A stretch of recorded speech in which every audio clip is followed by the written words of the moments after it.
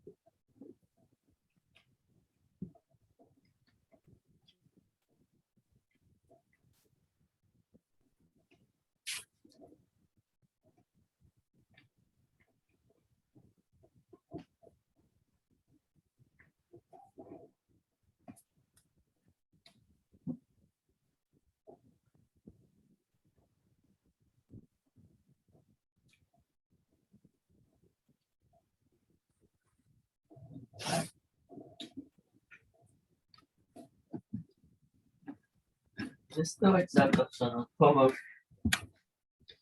Tá meio travado. Não, tá funcionando.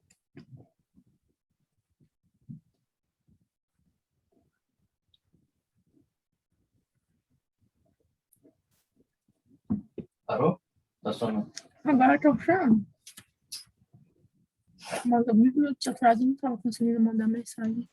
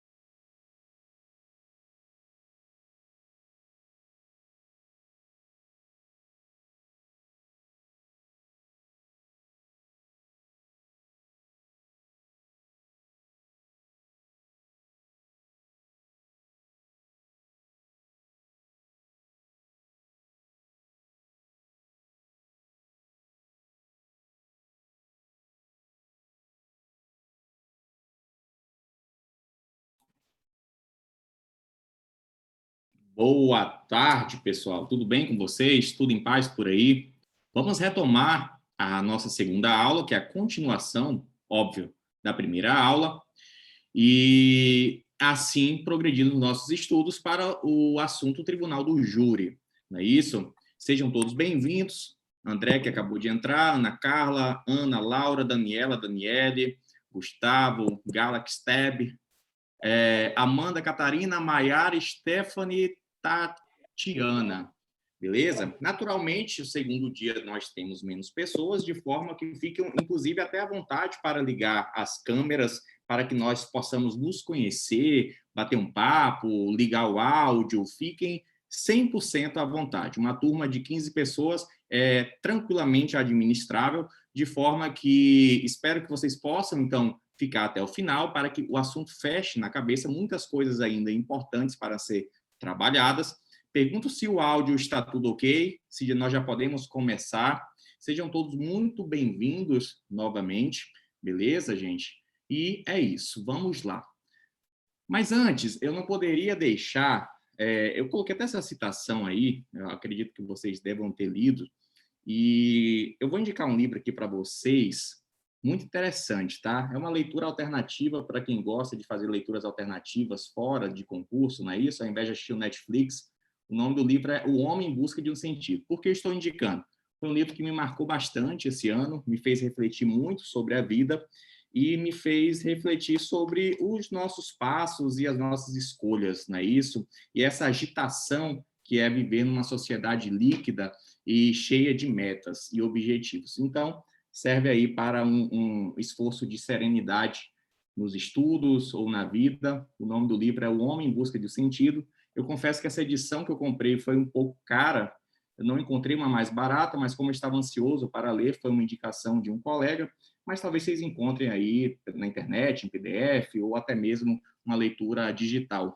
Beleza? Vamos lá, professor, chega de filosofar, de falar besteira, porque o que importa é dogmática, verdade. O que aprova em concurso, gente, é conteúdo, dogmática, artigo de lei, jurisprudência, vocês sabem muito bem disso, questões é o que aprova, não é isso?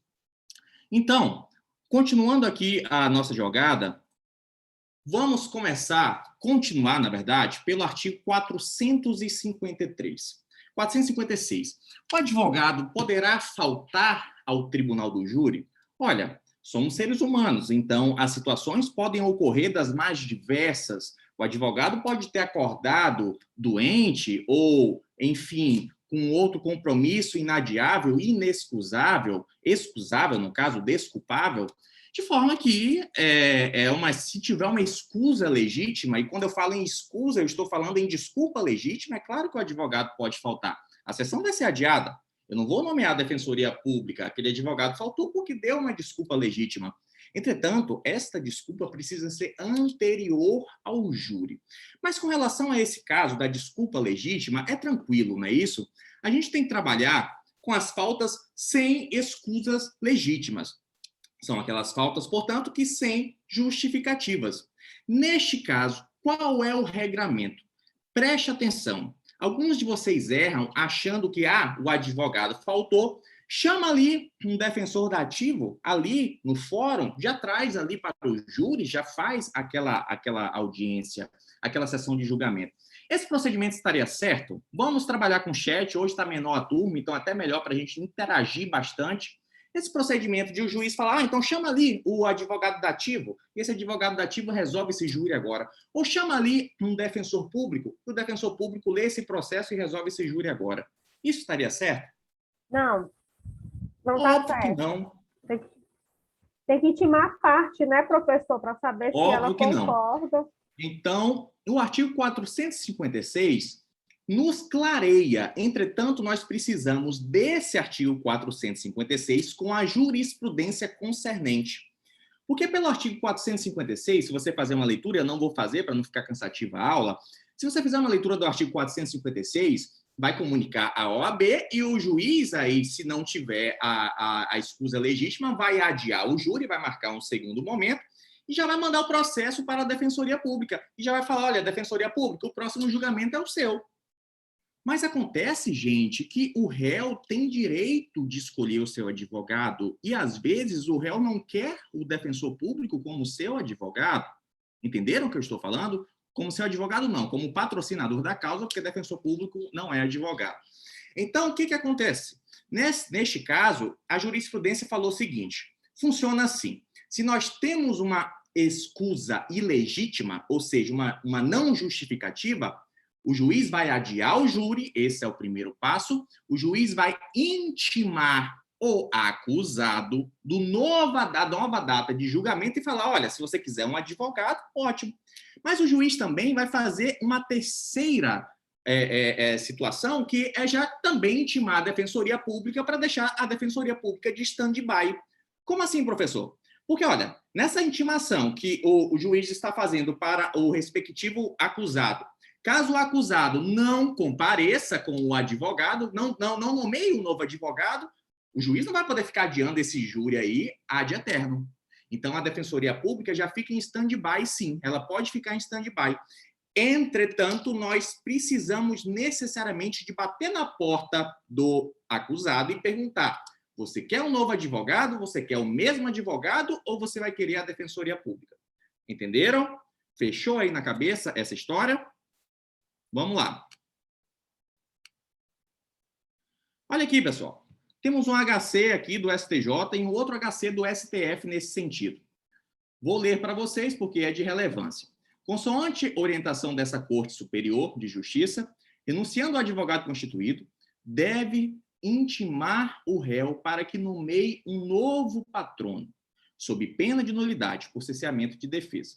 Permanecendo inerte o acusado, proceder-se-á à nomeação da Defensoria Pública.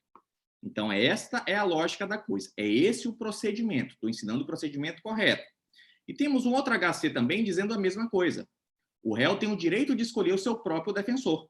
Essa liberdade de escolha traduz no plano da persecutio criminis específica projeção do postulado da amplitude de defesa proclamado pela Constituição. Cumpre ao magistrado, deixa eu voltar aqui, só queria pegar o marca-texto. Cumpre ao magistrado, não é esse o marca-texto, deixa eu trocar aqui novamente. Jesus do céu, vamos lá, marca-texto. Cumpre ao magistrado processante, em não sendo possível o defensor assumir ou prosseguir ao patrocínio da causa penal, ordenar a intimação do réu para que este, querendo, escolha outro advogado. Da sua receita toda que eu estava verificando os toques, a todos vocês. Dúvida quanto a esse ponto? Opções, que no caso seriam os medicamentos. Só colocar aqui.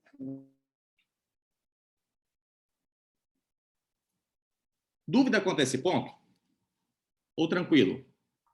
Tranquilo, professor. Tranquilo? Então vamos lá. Adiantando aqui. Todo mundo com seu cafezinho aí, gente? Todo mundo? Vamos lá. O próximo dispositivo é a própria sessão de julgamento. É a sessão de julgamento propriamente dita. Então, pessoal, nós teremos aqui aquele momento, lembra que eu falei que os 25 jurados estão lá sentados já esperando o julgamento? Se tiver 15 jurados, a gente já começa o júri. Pronto, o juiz instala, então, a sessão de julgamento. E nessa instalação da sessão de julgamento, o que vai acontecer? O juiz vai dentro de uma urna fechada, que ele não vai ver quais são as cédulas dos 25, vai fazer um sorteio. Vai pegar um nome. Então, o juiz pega o nome e fala assim, Joana. A Joana, lá no fundo, levanta. A jurada levanta. Não é jurada ainda. A postulante é jurada. A postulante é jurada levanta. O que o juiz vai fazer nesse momento? Vai olhar para a defesa e vai falar, defesa, você aceita? Aí a defesa fala, aceito. Vai olhar para o Ministério Público, vai falar, Ministério Público, você aceita? Digamos que o Ministério Público recuse. O que vai acontecer? Primeira recusa imotivada do parquê. Beleza? Aí chegou novamente. Vai novamente para a urna, pega o nome de José, olha para a defesa, fala José. E aí a defesa fala recuso. Recuso, não quero José. A defesa que fala na frente. Neste caso específico, a defesa fala na frente. E aí, gente, o Ministério Público vai poder fazer o quê? Caso a defesa recuse na frente, o que vocês acham? Me respondam.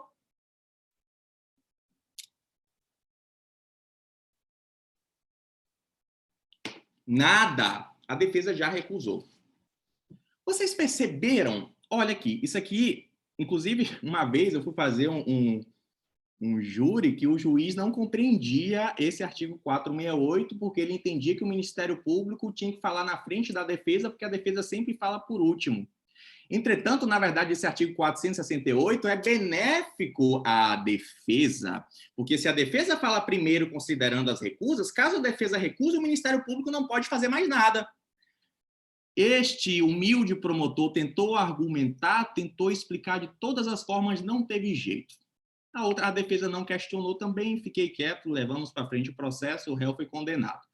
Mas acontece, gente, que o artigo 468 é muito claro nesse sentido, que a defesa fala na frente. Então, aqui você vê uma inversão de ordem mesmo. Normalmente, a defesa fala ao fim para garantir o contraditório da defesa, mas aqui no artigo 468, a defesa fala na frente. E aí é onde está a pegadinha de concurso para vocês.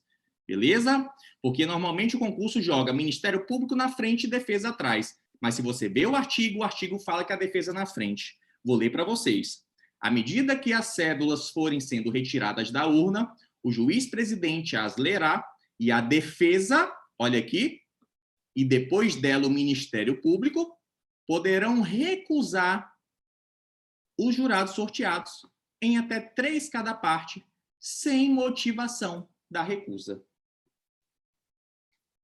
Compreenderam esse ponto em que a defesa fala na frente? Se tiver um joinha aí ou 2 joinhas, tudo ok, a gente continua. Pessoal, tanto a defesa quanto o Ministério Público têm direito a 3 recusas imotivadas. Isso quer dizer que poderá haver recusas motivadas? Pode também, beleza? Digamos que o Ministério Público identifique que aquele jurado tem algum impedimento, suspeição ou algo do tipo, ele recusa motivadamente. Isso aí não entra na contagem dos 3.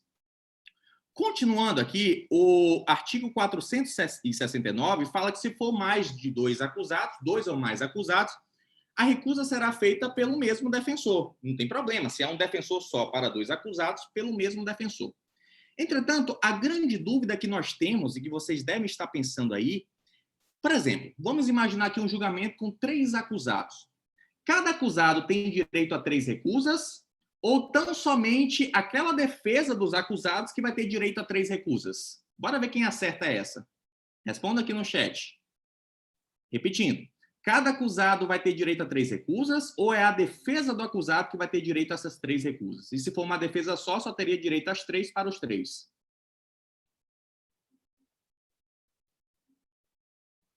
Cada acusado tem direito a 3 recusas, beleza? Olha aqui, está na tela aí. O direito de recusa de até 3 jurados é garantido à defesa em relação a cada um dos réus. Olha aqui. Cada um dos réus, beleza? Ainda que as recusas sejam realizadas por apenas um defensor. Ou seja, tem um só defensor, tem 3 réus. Ele vai ter direito a 9 recusas, beleza? Esse direito é garantido ao acusado e não à defesa. Olha aqui, o direito de recusa, portanto, é garantido ao acusado e não à defesa. Por isso, cada um dos réus o possui individualmente, ainda que sejam defendidos pelo mesmo advogado. Beleza? Sob pena de violação à plenitude de defesa. Então, esse é um julgado importante, eu reputo importante, que pode aí cair na sua prova. Deixo o registro aqui do colega Elanderson Lima, que adentrou também na nossa aula. Elanderson também é promotor de justiça. Fico muito honrado aí de ter nobres colegas de concurso assistindo a nossa aula, tá certo? Um abraço grande aí, Elanderson Lima. Vamos lá. Continuando aqui, pessoal, existe um termo chamado estouro de urna. Já ouviram falar no estouro de urna? Que coisa louca é essa, professor? Estouro. Pô, explodiu a urna? O que vocês acham? Pessoal, estouro de urna é quando eu não consigo formar a urna. É quando eu não consigo ter os 7 jurados ali para a formatação da urna. Mas, professor, como assim? Eu não consigo enxergar isso. Bora tentar enxergar aqui juntos, até porque muitos não participaram de júri, eu tenho que mastigar mesmo. Digamos que, nesse julgamento, nós tenhamos 3 acusados. Eu falei para vocês que os 3 acusados, cada um tem direito a 3 recusas. Aí a defesa chega, olha para o plenário e fala, hoje o dia tá bom para mim, eu vou ser estratégico. A defesa fala, olha, daqui uns 4 meses o processo vai prescrever, eu vou ser estratégico. Bom, a defesa contou lá os jurados que estavam presentes para o sorteio e viu que tinha, sei lá, 18 jurados. Está acima de 15, então o juiz vai fazer o sorteio. Tem 18 jurados. Entretanto, a defesa recusa as 9 opções dela. 18 menos 9 dá quanto, senhores? Dá 9, não é isso?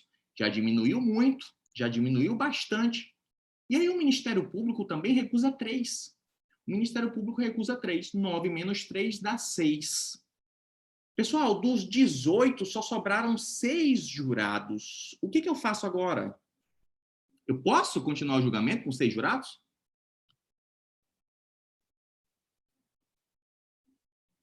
Vamos lá? Não, professor, não pode não. Tem eu que não ter posso. 7 leigos. Eu não posso continuar o julgamento com 7 jurados. O juiz tem 2 soluções. A primeira solução que vem à cabeça, que o advogado estava pensando, não é isso? O advogado ali, estava pensando, o juiz fala, bom, eu vou dar 1-0 nesse advogado. O advogado quer que aquele processo seja levado para frente, porque ele quer o quê? Ele quer a prescrição. Mas o juiz fala, eu tenho um dispositivo do próprio Código de Processo Penal que me permite a cisão de julgamento. Olha aí. O juiz fala o seguinte, beleza, tem 3 réus, então a gente vai fazer a cisão. Eu vou julgar um réu. Eu vou julgar um réu porque você vai ter direito a 3 recusas. Entenderam aí a lógica da coisa? E aí o juiz faz a cisão e aí consegue fazer o julgamento de pelo menos um réu. Normalmente não, o autor na frente, o coautor depois. E aí depois você faz o outro julgamento dos coautores restantes.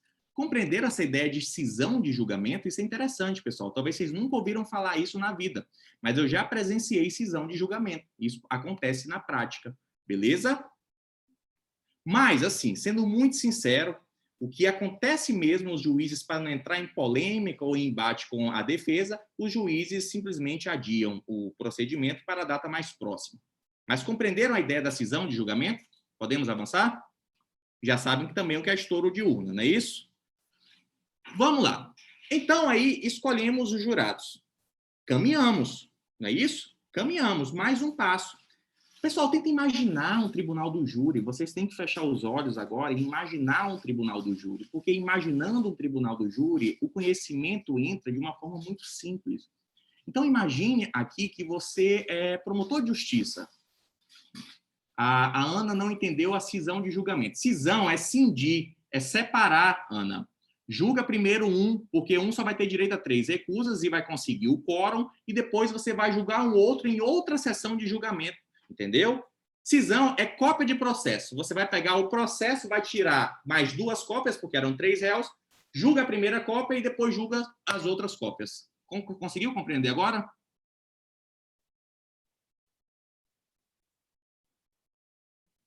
Se a Ana mandar um ok, a gente continua.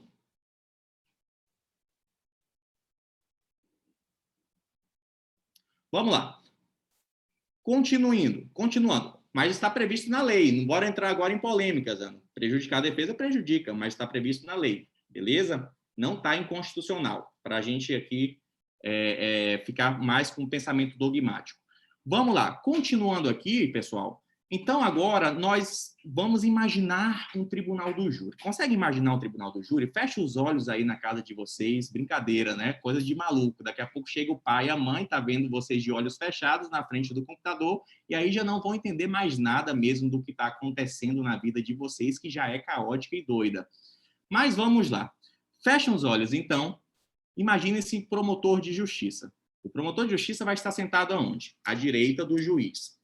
Na frente do promotor de justiça, nós teremos ali os jurados que serão sorteados, os 25, lá na plateia, bem lá na plateia, lá atrás, beleza? Não estão ainda nas 7 cadeirinhas. A defesa vai estar lá também, perto do promotor de justiça, na lateral, e aí você já formou aquela cena de julgamento. Lembra que a gente já teve o sorteio dos 7 jurados? Aqueles 7 jurados vão subir as escadinhas e vão sentar ali nas suas cadeiras. Teremos 7 cadeiras, então, para os 7 jurados. Quando os jurados sentam nesta cadeira, o que vai acontecer? A gente forma o conselho de sentença. É esse o termo técnico. Existe, então, a formatação do conselho de sentença. Agora, aquelas pessoas estão aptas a julgarem. Agora são aquelas pessoas que vão dar a sentença, no caso concreto, vão condenar ou absolver. E aí, gente, o juiz vai olhar para essas pessoas, esses jurados, todos vão levantar, e agora é o momento da exortação. O juiz vai falar para eles julgarem a causa conforme a sua consciência e os ditames da justiça. E cada um nominalmente, o juiz vai nomear Maria, José, João, etc. A Maria, o José, o João, até chegar aos 7, vai dizer sim, vou julgar dessa forma. Então, isso é o que se fala de exortação. Então, exortado, e aqui é obrigatório, está no código a exortação. Exortados os jurados para julgarem conforme a consciência e conforme o ditame da justiça, todos vão sentar. Sentou todos os jurados. O que agora é o próximo passo? Já começa o julgamento? Não. Agora, o juiz, por meio dos seus escrivães ou servidores, vai entregar para cada jurado a decisão de pronúncia, a cópia da decisão de pronúncia e o relatório do processo. Lembra daquele relatório lá que o juiz vai fazer na inauguração da segunda fase? Agora, esse relatório será entregue, então, para os jurados. Olha aí como as coisas começam a se encaixar. Então, os jurados vão ter na mão dois papéis, não é isso? 2 papéis não, no caso, 2 documentos. Vai ter o quê? Vai ter a decisão de pronúncia, ou eventual recurso que aceitou aquela pronúncia posteriormente, e vai ter o relatório. Os jurados vão ter esses 2 documentos. Vocês devem estar me perguntando, professor, isso aí não vai gerar para o jurado uma predisposição? O que vocês acham? Professor, levar a decisão de pronúncia e a decisão do relatório para os jurados vai gerar uma predisposição? Pessoal, os jurados precisam ter acesso aos autos. Não existe proibição para que os jurados tenham acesso aos autos e, inclusive, se o jurado quiser ter acesso integral aos autos, ele pode. Não confundam a possibilidade do jurado acessar a decisão de pronúncia com a possibilidade, na verdade, com a impossibilidade do promotor de justiça se utilizar da decisão de pronúncia com fins argumentativos. É completamente diferente. O promotor de justiça não pode usar da decisão de pronúncia para buscar na sua argumentação a condenação do réu. Entretanto, o jurado poderá ter acesso à decisão de pronúncia para, caso ele queira ler sozinho, ele tenha acesso ali e ele leia sozinho a decisão de pronúncia. Compreenderam aí a sacada? A diferença entre você utilizar da pronúncia e para condenar do que? Dar acesso da pronúncia ao jurado? Vamos lá. Então, continuando o nosso julgamento, agora, gente, a gente vai interpretar o seguinte. A decisão de pronúncia, já que os jurados têm que ter o acesso, tem que ser técnica. Tem que ser absolutamente técnica. O juiz não pode adentrar aqui em excesso de argumentação. Beleza? Então, por exemplo, digamos que um juiz adentre em excesso de argumentação e lá dentro da decisão de pronúncia diz que o crime foi extremamente bárbaro e que aquele acusado vai para o inferno, que não se faz isso com um ser humano e etc, etc e tal. Essa decisão de pronúncia é nula, sim ou não? Com certeza, porque estamos diante aqui de um excesso de argumentação, excesso de linguagem, eloquência acusatória feito pelo magistrado.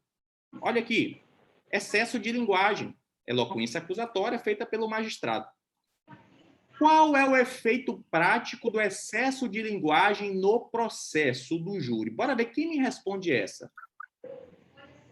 Digamos que a defesa lá atrás, ao pegar uma decisão de pronúncia, veja esse excesso de linguagem. Ela vai poder interpor o rese contra aquela pronúncia? Claro, é o rese. Pronúncia é rese, não é isso? Pergunto para vocês. Caso o Tribunal de Justiça concorde que houve excesso de linguagem, qual é o efeito prático do excesso de linguagem no processo do Tribunal do Júri?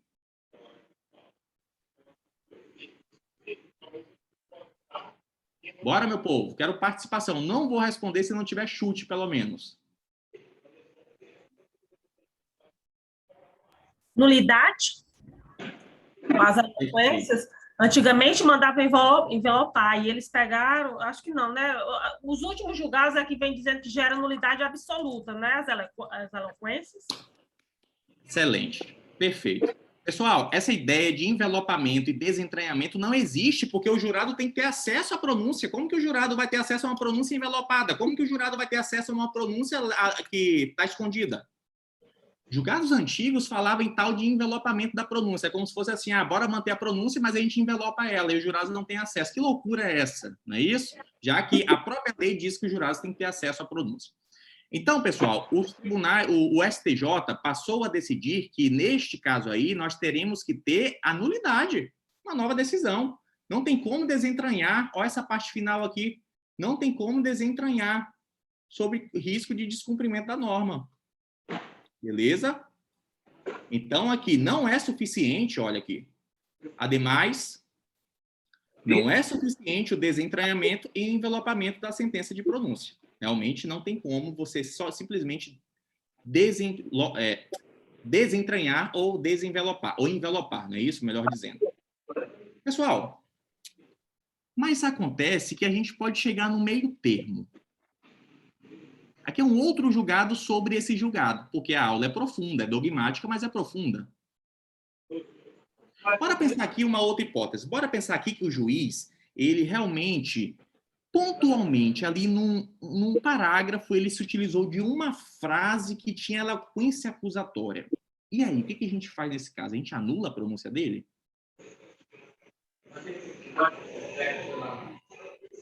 O que vocês acham?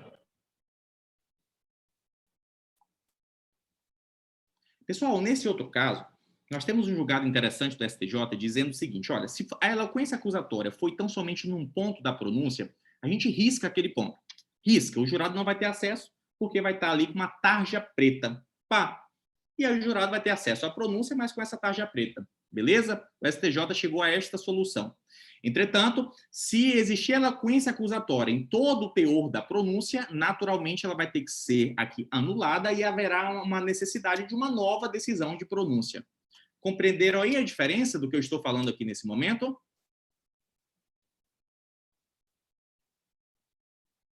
Perfeito. Vamos lá. Então, aí chegamos à hora da instrução. Lembra que já teve a exortação? Já teve o sorteio lá atrás, teve a exortação, agora é a instrução. E a instrução, gente, é uma instrução conforme o rito ordinário mesmo, ali, aquela instrução que a gente já tem em mente. Ouve-se primeiramente o ofendido, caso ele esteja vivo, seja um homicídio tentado, ouve posteriormente as testemunhas da acusação, depois ouve-se as testemunhas da defesa, e o que a gente faz aí? A gente pega faz toda essa análise aí, essa oitiva é direta, é naquele sistema mesmo do Direct and Cross-Examination, e o que acontece? Nós teremos aqui, depois, o interrogatório, naquele formato que vocês já conhecem, tanto da inquirição das testemunhas, quanto do próprio interrogatório. Mas a pergunta que eu tenho que fazer para vocês é se o jurado pode fazer perguntas para as testemunhas. O que vocês acham? Perdão. Jurados podem fazer perguntas para as testemunhas?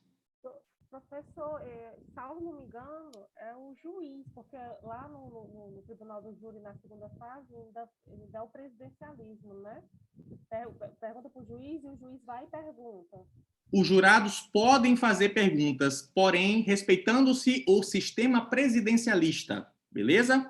Então tá certo. Qual é o sistema presidencialista? O juiz vai filtrar e o juiz vai fazer as perguntas filtradas. Porque acontece, às vezes, o jurado, que é leigo, fazer uma pergunta que vai direcionar o seu voto, de forma que ele fala para o juiz, e isso aí eu já acompanhei várias e várias vezes. Ali, ao lado do juiz, a gente acaba escutando o que o jurado quer perguntar e você vê que se ele perguntasse diretamente, o julgamento ali ia se acabar. Beleza? Então, o juiz vai explicar para o jurado, olha, você não pode fazer essa pergunta, mas eu vou filtrar e eu vou fazer assim. Aí o jurado concorda, pronto, o juiz faz aquela pergunta para a respectiva parte. Compreenderam a lógica do sistema presidencialista com relação aos jurados? Tem uma lógica por trás, exatamente para evitar que haja a dissolução do conselho de sentença, beleza? Vamos lá. Então, caminhamos a instrução, vamos chegar à fase dos debates. Estamos adiantando o nosso curso, estamos avançando. Chegamos na fase do debate, pessoal. E aí, gente, nessa fase dos debates, aqui, peraí, depois eu volto para a Mariana Ferrer, só para não perder o raciocínio, mas aí eu vou para os debates. Nessa fase dos debates, nós teremos a possibilidade, na verdade, o direito, não é isso que vai ser exercido, tanto do Ministério Público quanto da Defesa, de apresentar os seus argumentos orais. Qual é o tempo dos debates? É 1h30 se tiver um só acusado, beleza? 1h30 se tiver um só acusado. E o que acontece? Depois que o Ministério Público fala por 1h30, a defesa vai poder falar por mais 1h30. Pergunto para vocês, poderá voltar ao Ministério Público e continuar na sua fala? Pode, mediante a réplica. Qual é o tempo da réplica, gente? 1 hora. Perceba que já tem uma diferença aqui. Eu estava falando em 1h30 para a fala principal, mas a réplica do Ministério Público é de 1 hora. Temos também o momento da tréplica. E qual é o momento da tréplica? É o momento em que a defesa vai rebater a réplica, que a defesa terá mais 1 hora. Então, bora pensar aqui num julgamento tradicional, um julgamento de um réu e um crime. O Ministério Público tem 1h30, a defesa tem 1h30, são 3 horas. O Ministério Público tem mais 1 hora para a réplica e a defesa tem mais 1 hora para a tréplica. Dá quanto um julgamento tradicional normal? Quantas horas?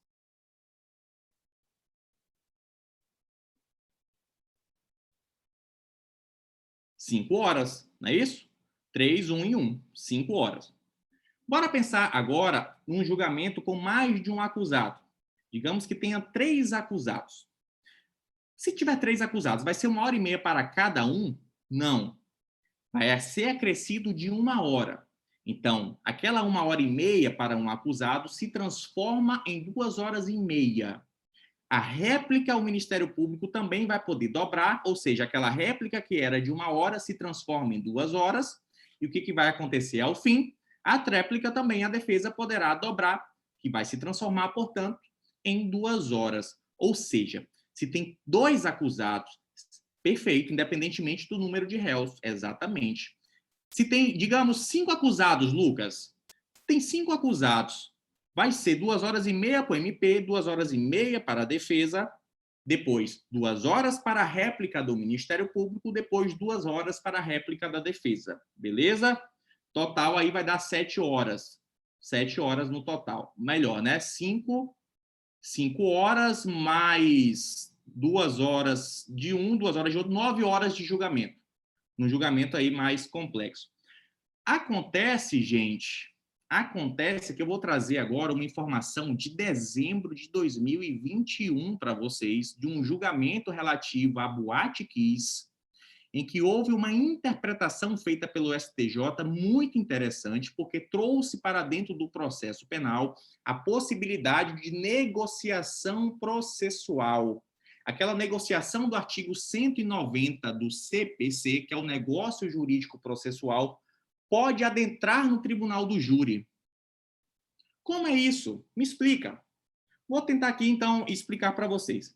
O caso lá da Boate Kiss teve vários réus, várias vítimas, um caso extremamente complexo, de forma que era interessante, tanto ao Ministério Público quanto à defesa, terem prazos mais esticados, não é isso? O que vocês acham? Até porque aquele prazo realmente era muito curto para tratar de todo o assunto. Aí o juiz lá da Boate Kiss falou o seguinte, eu vou resolver isso aqui. Eu vou elastecer o prazo do Ministério Público e, na mesma proporção, o prazo da defesa, justificando no princípio da proporcionalidade. O juiz poderia fazer isso?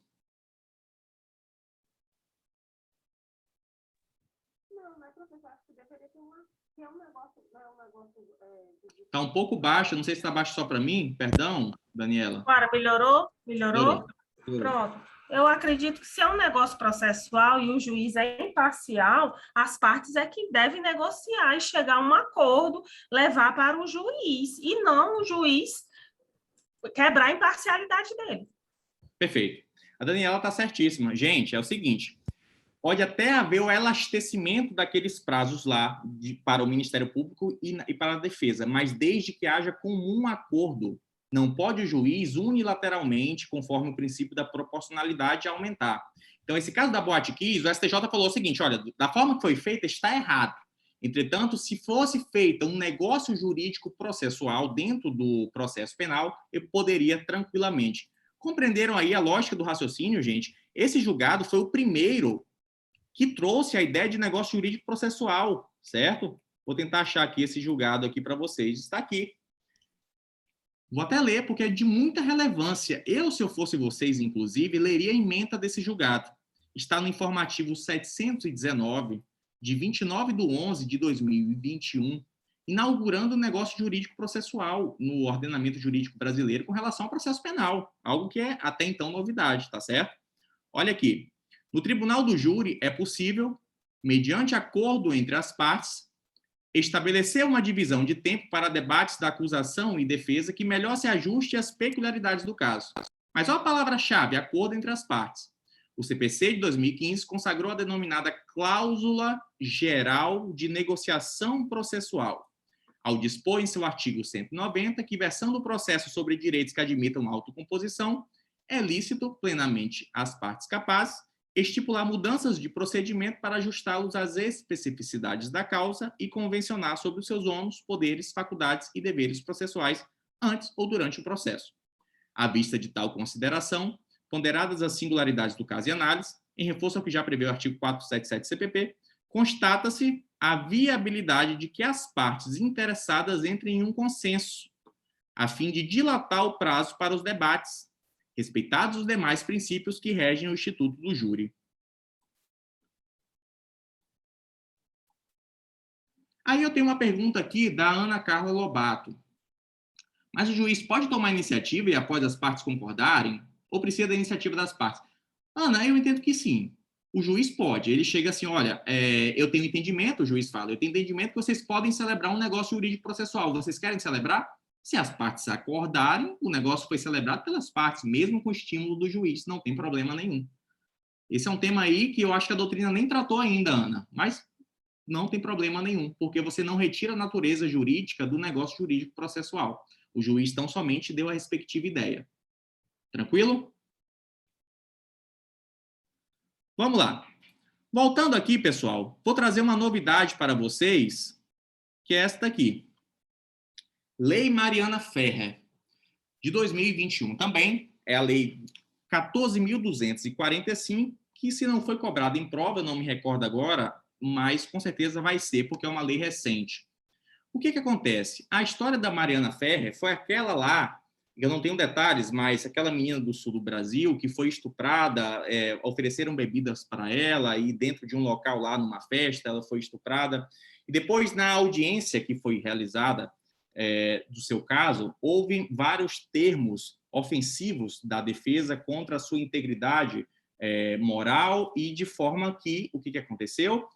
Ela se sentiu, obviamente, extremamente constrangida. Esse caso ganhou uma repercussão nacional para saber até em que ponto a defesa pode adentrar em características da vítima ou fatos que não têm relação nenhuma com o caso, ou comportamentos da vítima que não interessa a ninguém, é da vítima. Tá certo? Então, é claro que não pode. Eu acho até interessante o Kleber Masson explicando isso. Ele fala, gente, um negócio tão óbvio, um negócio que não pode, você não pode ofender a integridade física ou moral ou psicológica de ninguém, principalmente dentro de uma audiência, porque eu vou ter que regular isso. Mas no Brasil a gente sabe que a gente precisa regular. Então, agora está expresso também que dentro do Tribunal do Júri, olha aqui, nós temos a necessidade, vou ler agora para vocês, porque é algo novo, do seguinte, artigo 474-A, que é novidade. Durante a instrução em plenário, todas as partes e demais sujeitos processuais presentes no ato deverão respeitar a dignidade da vítima, sob pena de responsabilização civil, penal e administrativa, cabendo ao juiz presidente garantir o cumprimento do disposto nesse artigo, sendo vedadas as seguintes condutas. Preste atenção. Conduta 1.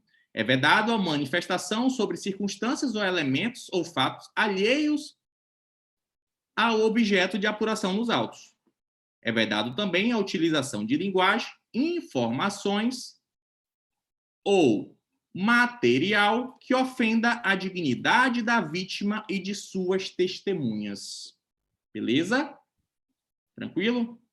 Professor, já presenciou na prática isso? Já uma audiência de instrução, o advogado queria mostrar fotos da vítima, fotos de Instagram, YouTube, etc.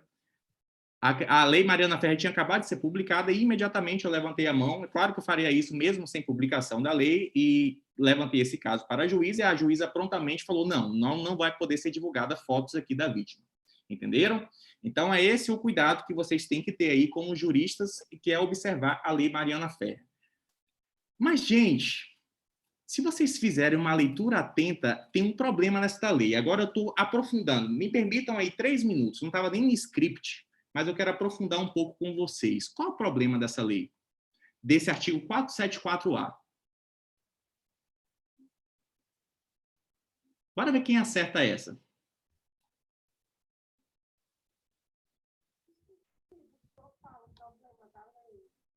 Tá baixo o áudio. O senhor fala o problema da lei para mim tentar interpretar a pergunta que o senhor quer. Eu quero saber qual é o problema da lei. A lei disse tudo o que deveria dizer ou disse menos do que deveria dizer? Esta lei aí, Mariana Ferrer. O senhor quer saber se ela foi totalmente conclusiva ou se ela deixou algumas lacunas. Isso. É isso? Isso. Assim, na minha opinião, isso aí é mais um direito simbólico, né, para poder dar uma resposta para a sociedade por conta do clamor que teve. Tá. Mas calma, eu não vou adentrar em criminologia. Não, eu que estou puxando esse assunto, mas achar que ela disse tudo... Tem uma questão técnica nesse artigo 474-A. Qual é? Aí eu não consigo enxergar. Vamos lá, vou precisar da sua ajuda. Se você abrir o CPP, você vai ver lá que tem um título Instrução em Plenário e tem um título Debates. Instrução em plenário é você ouvir as testemunhas. E debates é você debater, é a defesa e o Ministério Público debater. A lei falou durante a instrução em plenário, aí eu pergunto para vocês, quando se lê durante a instrução em plenário, interpreta-se todo o júri de forma conglobante, todos os momentos, independentemente do momento, ou quando se lê instrução em plenário, é só para a oitiva de vítimas, de testemunhas e interrogatório? O que vocês acham? Tudo, né? Instrução em plenário, né? A parte dos debates, a oitiva das testemunhas, a oitiva do réu. Há alguma divergência? Algum colega divergente?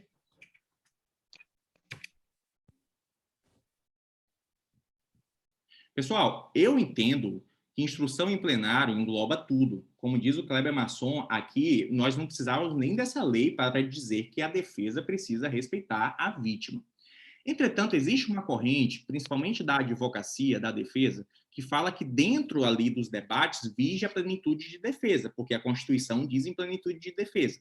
Então, poderia falar absolutamente tudo e adentrar em todos os detalhes, independentemente aí de se apurar eventuais excessos lá na frente. Então, a defesa rebate muito isso, fala que instrução em plenário é aquela instrução. E o próprio código, isso é verdade, o próprio código topograficamente separa a instrução em plenário dos debates. Então, se tem a sessão da instrução em plenário e tem a sessão dos debates, são termos separados, de forma que dentro dos debates seria possível você trazer aí informações sobre a vítima. Obviamente que eu não concordo com esse absurdo, entretanto, é uma interpretação processual penal muito interessante que leva até a possibilidade de vocês fazerem aí eventual artigo ou discutirem sobre isso. Beleza? Mas compreendeu a ideia? Para fins de concurso público, bora voltar para a realidade, fala em instrução em plenário, não está escrito debate. Beleza?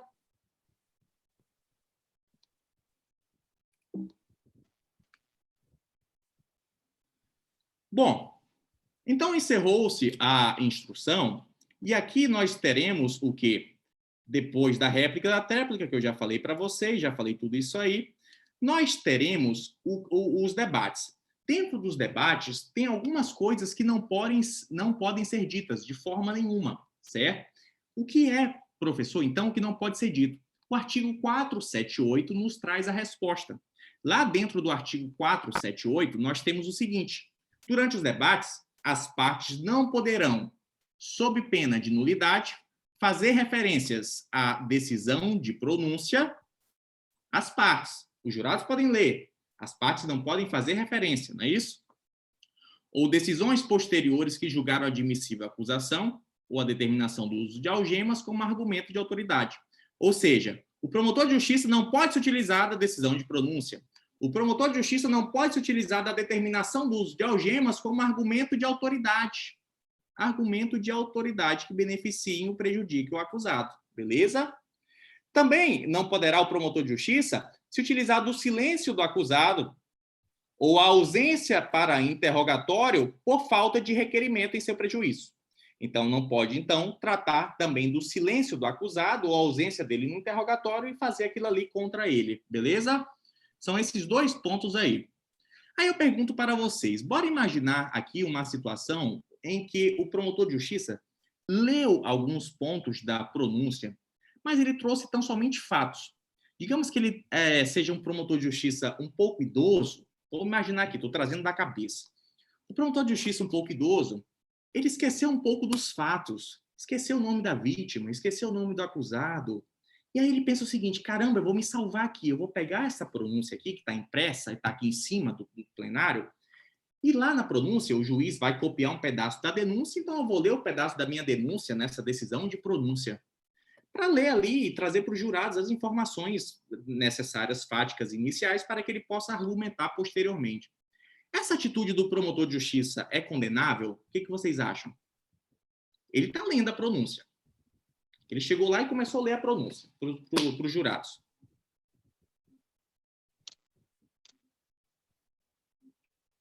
Pessoal, o que eu estou trazendo aqui para vocês não encontram em curso nenhum, beleza? Estou misturando um pouquinho da prática agora, vocês não encontram aí em curso nenhum. O que vocês acham? O promotor de justiça pode fazer isso? Pode. Neste caso aí, ele não está se utilizando da pronúncia como um argumento de autoridade. Conseguem compreender? Ele não está chegando lá e olha aqui, nós tivemos inclusive uma pronúncia, nós tivemos inclusive um juiz que entendeu que ele deve ser condenado. E isso é argumento de autoridade. Mas o coitado do promotor de justiça chegou e falou, olha, no dia 27 de maio de 2021, por volta das 15 horas, na Rua dos Camaradas, o réu agiu em comunhão com o seu comparsa e ceifou a vida da vítima Maria. Leu a pronúncia. Isso pode, tá certo? O STJ tem entendimento pacífico nesse sentido, dizendo que aqui o promotor de justiça não se utilizou de argumentos de autoridade.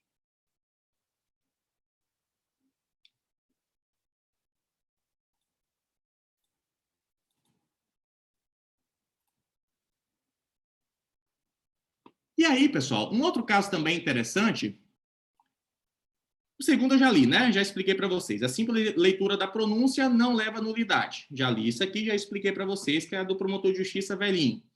O primeiro caso aqui também fala que não haverá a nulidade a simples leitura pelo MP de sentença condenatória de corréu proferida em julgamento anterior. Olha aqui que interessante isso aqui. O que aconteceu aqui neste caso aqui, na primeira jurisprudência? O promotor de justiça pegou, o processo estava cindido, não é isso? Houve uma cisão, houve julgamento então do primeiro, num momento, e houve julgamento agora do segundo, num outro momento. Foi isso que aconteceu. Por algum motivo o processo cindiu, então teve a separação de julgamento. O promotor de justiça não está lendo a pronúncia, mas ele está lendo a condenação do corréu anterior, que já foi julgado. Ele chega lá, olha, inclusive, jurados, o João, que foi julgado num outro processo, foi condenado pelos jurados, foi condenado, inclusive, a 20 anos de prisão. Vossas Excelências acham que este réu que está sendo agora julgado aqui merece sair impune? Ou ele pode também, na mesma situação, receber uma pena justa que foi aplicada anteriormente? O promotor de justiça pode fazer isso?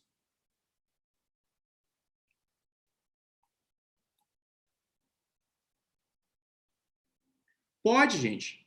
Porque aqui o promotor de justiça não está lendo a pronúncia.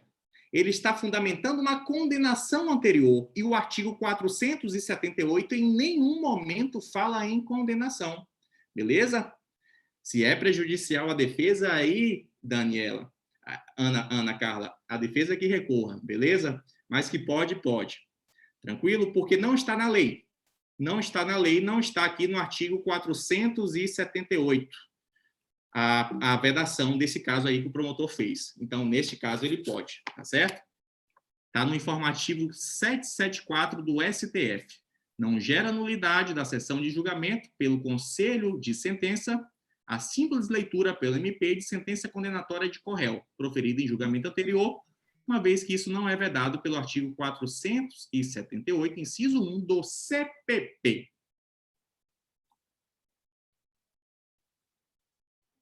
Pessoal, mantendo a tradição, nosso cafezinho de 5 minutos. Passou super rápido, né? Foi rapidinho aqui para mim, não sei aí para vocês, mas teremos aí um descanso de 5 minutos, 8, para tomarmos uma água e terminarmos. Agora, no intervalo, eu vou mandar para vocês um PDF dos exercícios. Para que a gente não use esse momento para a aula, são muitos exercícios, eu estava verificando, a gente esticaria demais. Eu vou dar um dever de casa. Nós teremos mais uma hora aula de conteúdo com jurisprudência e eu vou entregar esse PDF para que vocês possam fazer os exercícios. Entretanto, eu vou dar uma dica aqui de coração para vocês. Termina a aula, faça os exercícios, beleza? Termina a aula, faça os exercícios, porque são ali umas 7 a 8 questões que você vai ver que o assunto vai fechar na sua cabeça e você vai estar entendendo melhor e o seu curso ficará completo. Tranquilo? Então, pessoal, agora estamos no intervalo.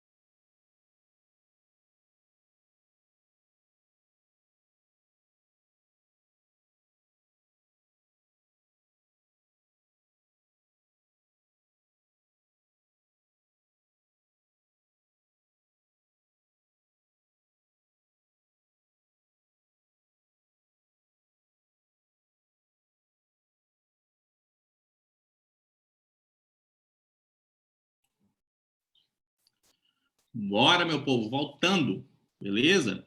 Gente, eu mandei aí, não sei se vocês receberam, mas eu acabei de mandar as questões. É um PDF só em que temos a questão e o gabarito. Então, eu oriento que só abra esse PDF com aquele cuidado de não ver o gabarito, que aí vocês já sabem como funciona, né? O concurseiro que chega ali, bate o olho na questão e tampa o gabarito, para que fique interessante, né? O 15 de Professor, o questão. senhor mandou por onde? Que eu não estou achando. Mandei aqui no bate-papo. Alguém recebeu aí? Só me confirme aí. Tá no bate-papo, pessoal. Pessoal, questões acima. Esse, seja o norte. Isso. Pronto, encontrei já. Obrigada, tá, professor? Vou baixar. Tá conseguindo abrir? Beleza. Excelente. Então, separa aí e orienta assim, já terminar de vez. Terminou a aula, já bata as questões, tá certo? Parece que tem uma coisa de que quem está no celular não consegue acessar com facilidade, ou não acessa, não sei como é isso, mas o fato é que eu mandei aí para vocês, se entrar pelo computador, eu acho que consegue acessar com facilidade, ou algum botão do celular que você vai conseguir fazer isso também. Eu acho que deva ter esse botão, não sei. Mas já mandei, está aí para vocês, beleza? Então, gente, continuando aqui a nossa aula, talvez nem leve mais 1 hora, realmente já estamos na reta final. Antes que eu esqueça, eu estou mandando aqui também o link para vocês. Vou mandar aqui o link do meu curso de processo penal. Eu tenho um curso de 50 horas que eu gastei 4 meses para gravar este ano, beleza? Comecei em dezembro do ano passado, terminei agora no início de abril. Portanto, é um curso extremamente atualizado. Quem tiver interesse, são 50 horas de processo penal. Mandei o link aí para vocês. Acredito que está com uma promoçãozinha lá. O valor está um pouquinho mais baixo, esse valor aí que eu mandei para vocês. Beleza? Continuando aqui, pessoal, o nosso estudo. Inclusive, alguns aqui assistiram, né? Ivana também assistiu, a Ana assistiu. Fico feliz, Ana. Depois dá o feedback aí para o professor. Continuando aqui o nosso estudo, existe também uma obrigação para que as partes juntem antecipadamente nos autos alguns documentos que ainda não estão nos autos. Por que isso? Pelo princípio da não surpresa. Então, imagine aqui que o promotor de justiça queira apresentar o jornal relativo ao caso. Então, chegou uma matéria recente da Veja ou da Isto É, e ele quer mostrar isso para os jurados. E esse jornal é relativo ao caso, essa revista é relativa ao caso. Ele pode fazer isso? Pode. Entretanto, ele tem que garantir para que a defesa tenha acesso àquilo ali 3 dias antes. Beleza? É exatamente o que diz o artigo 479, ao dizer que durante o julgamento não será permitida a leitura de documento ou exibição de objeto que não estiver juntado aos autos com antecedência mínima. Olha aqui, deixa eu grifar aqui para vocês. Não estiver juntado aos autos com antecedência mínima de 3 dias úteis. Beleza? Dando-se ciência a outra parte. Entretanto, aqui a gente encontra um problema de interpretação. Qual tem problema de interpretação desta norma aí? Pessoal, digamos que o promotor de justiça pegue essa revista, Veja, e apresente ela na segunda-feira, certo? Então, ele ali apresentou na segunda-feira. E o júri vai ocorrer na sexta-feira. Então, o promotor de justiça anexou a revista Veja na segunda-feira, nos autos, e o júri vai ocorrer na sexta-feira. Ele cumpriu o prazo? Sim ou não? Ele anexou na segunda? Ele anexou na segunda. Vai terça, quarta, quinta. Isso. Na verdade, ele entregou lá na secretaria da vara do Tribunal do Júri na segunda-feira. A revista Veja que ele quer apresentar em plenário na sexta. Ele manifestou antes, porque ele não tem que... Ele tem que dar... A parte contrária não tem que ter acesso para se manifestar, se aceita ou não? 3 dias úteis. 3 dias úteis. Eu trouxe o problema para vocês. Me deem a resposta agora. Está certa a atitude desse promotor? Ele apresentou na segunda, o júri é na sexta. Pois é, tem 3 dias aí para a defesa olhar e dizer se concorda, se impugna, se não concorda. Está certa em parte. Está certa se a vara agir corretamente. Porque o que acontece? São 3 dias úteis da ciência. Acontece, eu já presenciei de algumas situações em que a parte realmente anexa no processo. Entretanto, o Ministério Público ou a Defensoria Pública, por exemplo, tem direito ao acesso aos autos, à intimação pessoal. E não foi feita a intimação pessoal. Digamos que a intimação pessoal da Defensoria Pública ou do Ministério Público tenha sido feita tão somente na quinta. Então, o Ministério Público tomou ciência, a Defensoria Pública tomou ciência daquela revista Veja, anexada na segunda, tão somente na quinta-feira. Entenderam? Entendi. Então, aí você percebe o problema. A jurisprudência foi pacífica, no sentido de dizer que, nestes casos aí, os 3 dias úteis não é da anexação ou da entrega do documento, é da ciência. Você tem que dar ciência à parte, você tem que avisar a parte que foi anexado algo que é de interesse dela. E essa anexação tem que ser 3 dias úteis antes, beleza? Registro a presença da querida Lilianara, que também está participando, assim como ontem, a nossa colega aí de profissão. Seja bem-vinda, Lilian. Então, pessoal, a Ana está perguntando sobre... Pessoal, bora fazer o seguinte. Quem não teve acesso a essas questões, me pede aqui pelo WhatsApp, que eu mando ao final da aula, tá? Deixa eu anotar aqui meu WhatsApp. Só quem não teve acesso, tá bom? Aí vocês me pedem aí pelo WhatsApp. Está aí meu WhatsApp. Tranquilo? Resolvido aí a questão das questões. Ninguém vai ficar sem. Aí eu mando o arquivo, já está mesmo no meu próprio WhatsApp, já tem esse arquivo. O pessoal faça encaminhar para vocês. Continuando aqui, pessoal, já sabe então que são 3 dias da ciência, não é isso? Agora a gente já chega na reta final do nosso estudo. Já vemos aqui que é 3 dias da ciência, não preciso repetir esse julgado. Tem uma historinha aí que surgiu há uns 3 anos e que já se consolidou, que eu acredito que vocês já ouviram, e a tese é corretíssima, inclusive. Se a Lilian estiver aí, ela sabe muito bem disso. É a tal da legítima defesa da honra. E aí, pessoal? Lembra, Lilian, da história da legítima defesa da honra?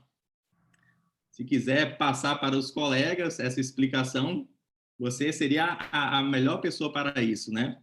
E eu lá como cúmplice. Mas vamos lá, gente. Nós temos aqui a situação em que muitos advogados dizem o seguinte: João matou, mas ele matou porque ele estava envolvido, apaixonado, e houve uma traição anterior, então João estava defendendo a sua honra. Pessoal, isso aí pode ser alegado pela defesa? O Supremo Tribunal Federal falou que não. Não pode por vários motivos. Pelo princípio da dignidade da pessoa humana, pelo princípio da igualdade, pelo respeito que nós precisamos ter à dignidade das mulheres, dentre tantas outras fundamentações teóricas muito relevantes.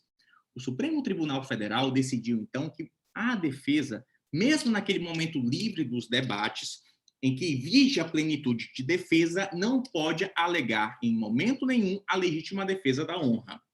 Compreenderam? Ocorre que alguns advogados espertos, o que eles fazem? Nas entrelinhas, eles tentam trazer uma argumentação que, se o promotor de justiça for esperto também, vai entender que ele está se direcionando para esse sentido. Então, ele traz lá um livro de neurociência, um livro de psiquiatria forense, e ali tem informações que está vinculando, falando que ele está com um problema mental, e que o direcionou a pensar dessa forma, e aí faz todo aquele rodeio, mas, na verdade, ele está aqui diminuindo a imagem psicológica da mulher, a integridade psicológica da mulher. Então, o que acontece neste caso? É proibido também? O que vocês acham? O STF disse que sim. Tanto faz alusões expressas e diretas, quanto alusões indiretas. Se você perceber esse desvio da defesa para que esteja apresentando uma legítima defesa da honra, não vai poder ser alegado. Eu me recordo de uma aula que eu tive recentemente, eu acho que a penúltima aula, que esse debate ficou muito acalorado em sala de aula, uma aula de mestrado, em que, claro, que os advogados não concordaram, eles trouxeram vários argumentos no sentido de que, dentro do tribunal do júri, vigiria a plenitude de defesa, então o ambiente das teses seria livre. Alguns argumentos bem fortes, inclusive, assim, a gente tem que abrir a dialética para pensar dos dois lados, certo? Mas, assim, para fins de concurso público, o que eu quero que vocês entendam é que não existe essa possibilidade de alegação nem direta e nem indireta da legítima defesa da honra. Compreenderam? Sim, professor. Excelente. Está aqui. Está no informativo 1009 do STJ, que eu vou dispensar, do STF, na verdade. Informativo 1009 do STF, que eu vou dispensar a leitura porque eu já expliquei. E aí vocês devem estar me perguntando, como que é alegar a legítima defesa da honra? Olha, aqui é o problema. Olha, a Lilian trouxe até aqui o caso, não é isso? No chat. No caso concreto que enfrentamos, o advogado alegou que suscitou a tese não para a absolvição, mas para a aplicação da tese da semi-imputabilidade, e isso foi aceito pela juíza. Enfrentamos isso no nosso recurso e estamos aguardando no futuro.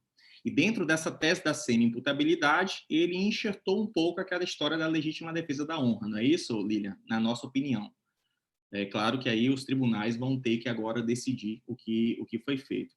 Foi um julgamento concreto, gente, de muita repercussão aqui no Estado. Não vou entrar em detalhes, porque não interessa, aqui é só um conhecimento teórico, mas realmente de uma repercussão até nacional, saiu no Jornal Nacional, e que a Lilian brilhantemente sustentou aí a acusação pelo Ministério Público, conseguindo, inclusive, a condenação. Beleza? Vamos lá. Continuando aqui o nosso estudo, já sabemos da legítima defesa da honra, em que não é possível. E aí chegamos na parte do questionário. Chegamos no final, gente. Já estamos aqui ao final. Já teve os debates, já expliquei para vocês os debates. Agora chegou o veredito propriamente dito. Como que é organizado isso? Como que é feito isso? Vou aqui sair dos slides e explicar aqui na prática para vocês. Funciona assim, exatamente assim, e a lei traz assim. É por isso que funciona assim.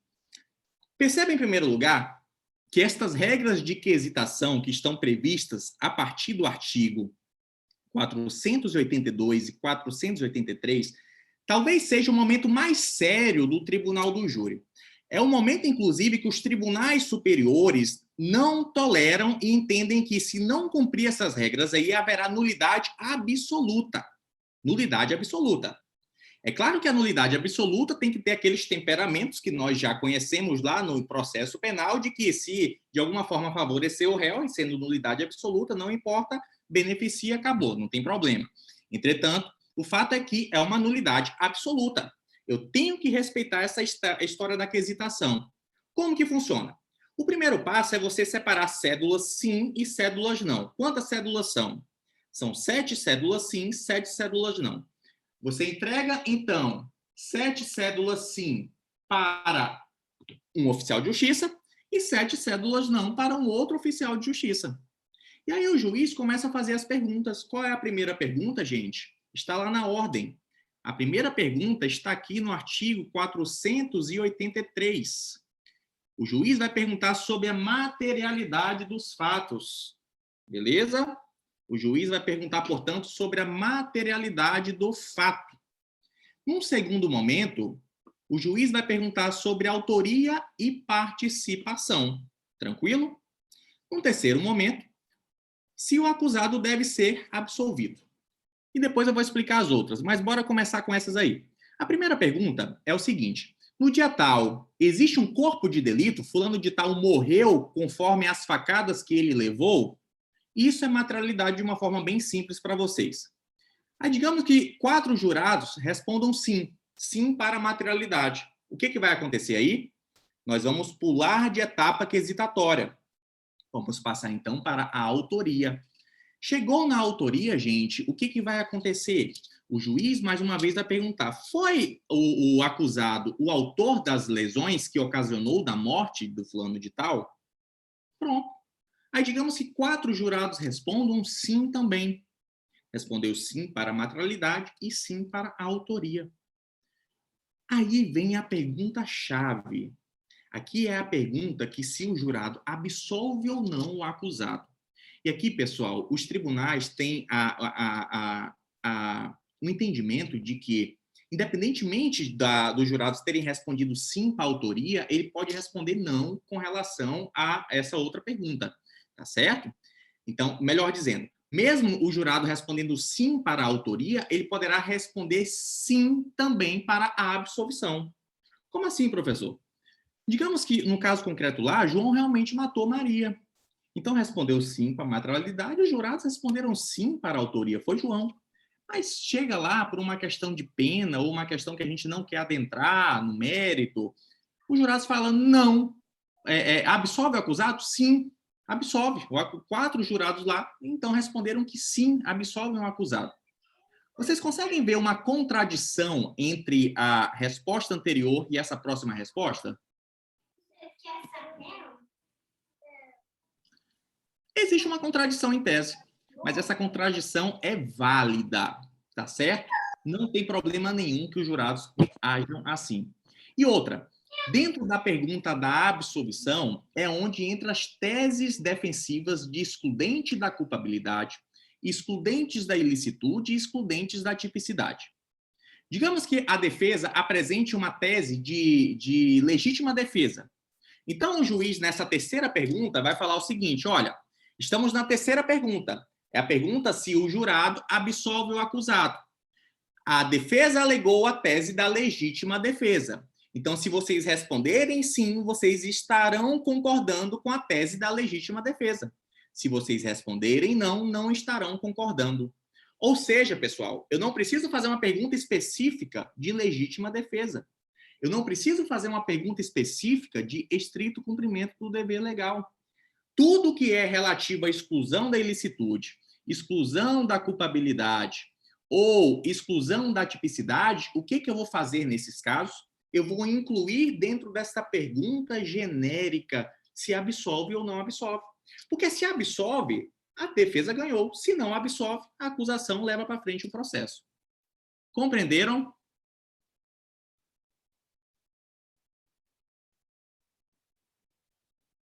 Eu não vou adentrar nas complexidades, nas nuances que surgem no dia a dia, porque não é o objeto da aula, eu só quero que vocês tenham essa compreensão geral.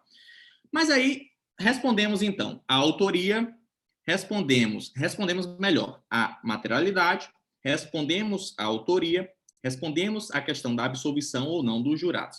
Digamos que os jurados não absolvam. 4 votos, não. Qual é a próxima quesitação?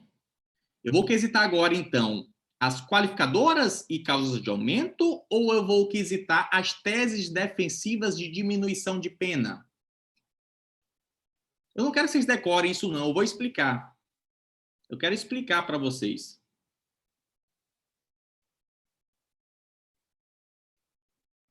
As qualificadoras, não? E depois é que parte para as teses de defesa. Não? É ao contrário? Ao contrário. Eu fui pelo raciocínio da dosimetria da pena, né? Primeiro você aplica... Aí depois você aplica... Você tem que ir pelo raciocínio do benefício para o réu, neste caso. Essa foi a ideia do CPP. Porque se você primeiro diminui a pena, o que vai acontecer? Quando você for aumentar ou qualificar, a pena vai ser menor. Entenderam? Então, essa é a lógica aí. Então, gente, e outra, pode ter uma tese ali defensiva de diminuição de pena, que, na verdade, não é uma diminuição de pena, mas é a própria não condenação do acusado. Então, tem que estar sempre na frente aí das qualificadoras. Pessoal, materialidade, autoria, e a Ana trouxe aí um tema complexo, que eu não ia adentrar não, Ana, mas já que você trouxe, eu vou adentrar. Materialidade, autoria, o terceiro é se absolve ou não absolve. A quarta pergunta qual é? São as teses de diminuição de pena, tudo que a defesa alegou relativo à diminuição de pena. E a quinta pergunta, que é a que vai fechar, são se tem as qualificadoras ou se tem as causas de aumento de pena. Compreenderam aí o raciocínio básico de uma estruturação padrão, que é aquela estruturação básica de um crime, um réu, um caso simples? É isso aí. A Ana trouxe a questão da desclassificação. O que é a desclassificação, gente? Em palavras simples. Não houve homicídio, houve uma lesão corporal de natureza dolosa. Então, desclassificação é basicamente isso. Inclusive, a gente tem a própria e tem a imprópria. A própria é que o próprio jurado vai julgar, não é isso? E a imprópria é que será o próprio juiz que vai julgar. Mas, sem adentrar nesses detalhes, Onde é feita a pergunta da desclassificação? Ana, para te responder, é antes da absolvição do réu. Então, você encaixa a história da desclassificação como a terceira pergunta, depois da materialidade e depois de autoria, você vê a questão da desclassificação. Ou até mesmo se o crime foi tentado. Porque o que acontece?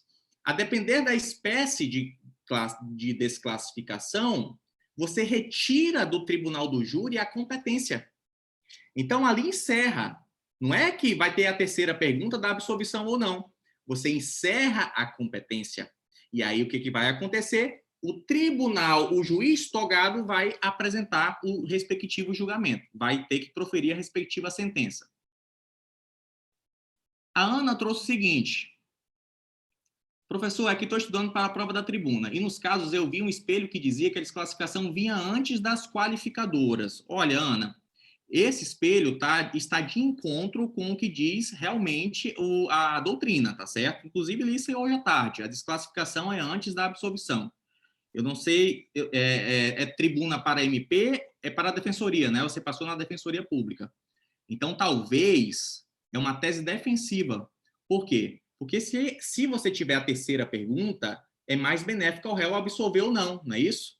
Então, se tiver a terceira pergunta e absolve, nem desclassifica. E se você desclassificar antes do que vai acontecer, o juiz vai julgar e vai ter que aplicar uma pena.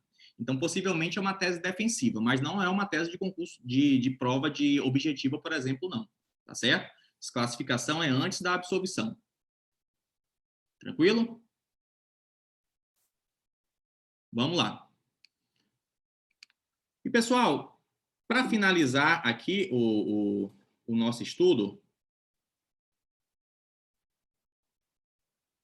já expliquei para vocês que é absoluta nulidade do julgamento pelo júri quando os quesitos da defesa não precedem aos das circunstâncias agravantes, e quando eu leio circunstâncias agravantes é em sentido amplo, não é isso? Qualificadoras e causas de aumento de pena. Então, tudo da defesa tem que ser apresentado antes, tá certo? Tudo da defesa tem que ser apresentado antes. E aí, chegamos na finalização do julgamento. Gente, na finalização do julgamento, é assim, você vai ter aqui, né, a leitura dos quesitos, voltando um pouquinho antes aqui, porque eu tenho que encaixar o que eu expliquei exatamente na finalização. Chegou lá o juiz, ele vai ler, antes de perguntar aos jurados, a quesitação para as partes, tanto para a defesa quanto para o Ministério Público. Por que ele faz isso? Porque a defesa ou o Ministério Público poderá questionar algumas dessas quesitações e dizer o seguinte, olha, aqui eu entendo que na pergunta não é assim, e propõe uma outra espécie de pergunta. Isso acontece na prática, no dia a dia. Normalmente a gente questiona as perguntas feitas pelo juiz. Então, gente, aqui é o momento da defesa se insurgir contra. Porque se a defesa não se insurge contra nesse momento, o que acontece? Haverá uma preclusão. Você não pode questionar como foi quesitada uma pergunta depois do julgamento. Você tem que questionar antes do julgamento, beleza? Esse é o primeiro ponto. Mas aí, digamos que ninguém questionou, vamos para a sala especial. É uma sala especial e secreta. Alguns fóruns não têm. O que faz? O juiz manda todo mundo sair e fica só os jurados. Nessa sala especial e secreta, nós teremos a votação. A votação eu já expliquei para vocês, não é isso? Já expliquei como se recolhe os votos, já adiantei tudo isso para vocês, já falei a ordem das quesitações, e aí, ao final, pessoal, nós teremos aqui a assinatura pelo juiz presidente, beleza? Aqui tem a assinatura pelo juiz presidente, pelos jurados, pelas partes. O nosso júri acabou. Acabou. É isso. Fecha tudo. Nós teremos as assinaturas, aquilo vai ser anexado aos autos, vai abrir prazo recursal e o nosso júri acabou. Beleza? Só para finalizar, que eu não poderia deixar de falar, nós tivemos alteração no pacote anticrime dizendo que se a pessoa pegar, vou falar de uma forma bem simples para vocês entenderem e a gente fechar a aula. Se a pessoa pegar uma pena acima de 15 anos, ela tem que sair ali do tribunal do júri, independentemente de apelação, tem que sair presa. Então, existe aqui uma espécie de execução provisória. A Ana chega a se arrepiar aí, não é isso, Ana? Como assim, professor? O trânsito em julgado é só lá com a decisão final transitada em julgado, lá no Supremo? O Supremo entende isso mesmo, Ana. Mas nós tivemos aqui uma alteração do pacote anticrime lá no artigo 492, a linha F, salvo engano, dizendo que se a pessoa pegar uma pena de 15 anos ou mais, a apelação não terá efeito suspensivo. Ou seja, a apelação não vai impedir o cumprimento imediato daquela pena. Eu já presenciei isso, do réu chegar solto e ele pegar uma pena de 16 anos e sair preso com a aplicação dessa nova norma. Pessoal, mas essa nova norma tem alguns problemas, não é isso? Que eu até como promotor de justiça devo refletir sobre esses problemas. Aqui nós não estaríamos, de alguma forma, aplicando uma prisão ex lege, em que o juiz não analisaria os requisitos da preventiva e simplesmente aplicaria uma prisão porque o legislador assim o quis antes do trânsito em julgado? É uma reflexão que a gente tem que fazer. Ana, você que está na prova de tribuna ou eventuais provas orais futuras, rebata esse dispositivo e defenda a inconstitucionalidade dele, beleza? Mas se vocês me perguntarem, meus caros e minhas caras, se essa norma é inconstitucional, não tem uma norma expressa do STF ainda declarando. Não tem, beleza? Então, esta norma continua valendo. Alguns juízes aplicam a inconstitucionalidade por meio do controle difuso, mas outros juízes aplicam esta norma sem problema nenhum. E o STF ainda não se pronunciou sobre o caso. Entretanto, se você está fazendo o concurso, se é a Defensoria Pública, critique. Se é MP, concorde, porque o que importa nesse momento é você ser aprovado, não é isso?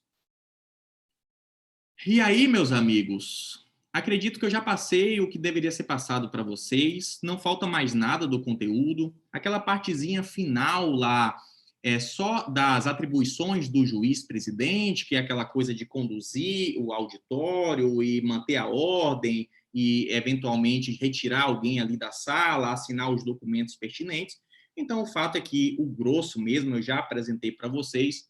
Espero que, de alguma forma, eu tenha contribuído neste fim de tarde, para que possamos, enfim, ter um conhecimento um pouquinho maior do assunto tribunal do júri.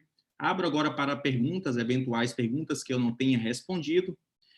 E quem quiser ligar a câmera, né, bora aí fazer a nossa foto oficial, publicar, mostrar que está estudando. É importante, motiva, não é isso? Motiva bastante, marquem lá o professor, não tem problema nenhum, não.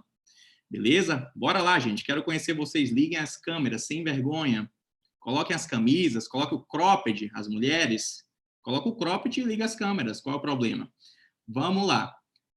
O Galaxy Tab S6 Lite perguntou o seguinte: professor, ontem fiz uma pergunta e creio que tenha passado batido.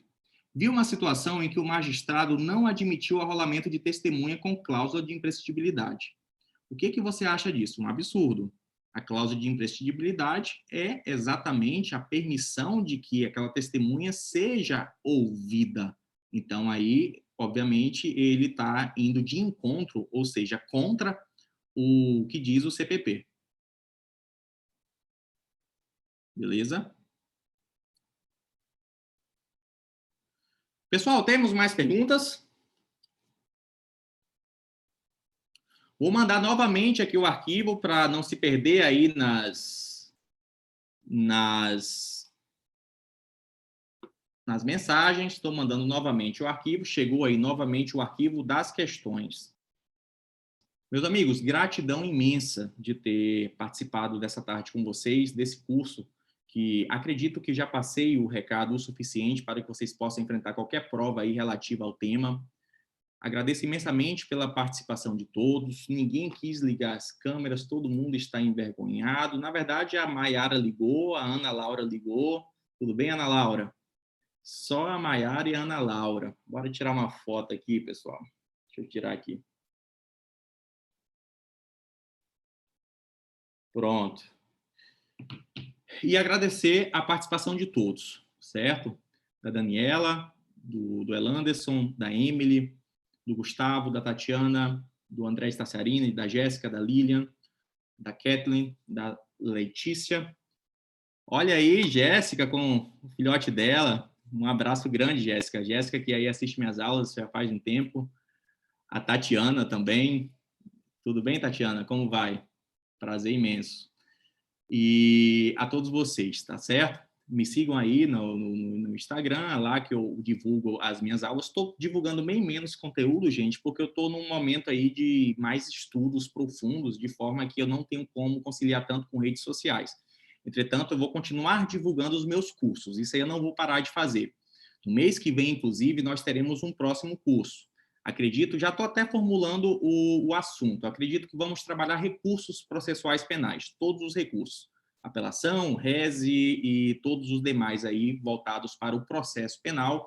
Esse vai ser, então, a minha proposta, já a minha promessa, e vocês sabem que eu cumpro todas as promessas, nunca deixei de cumprir nenhuma, a minha promessa de um curso de processo, de recursos para agora, para maio, beleza?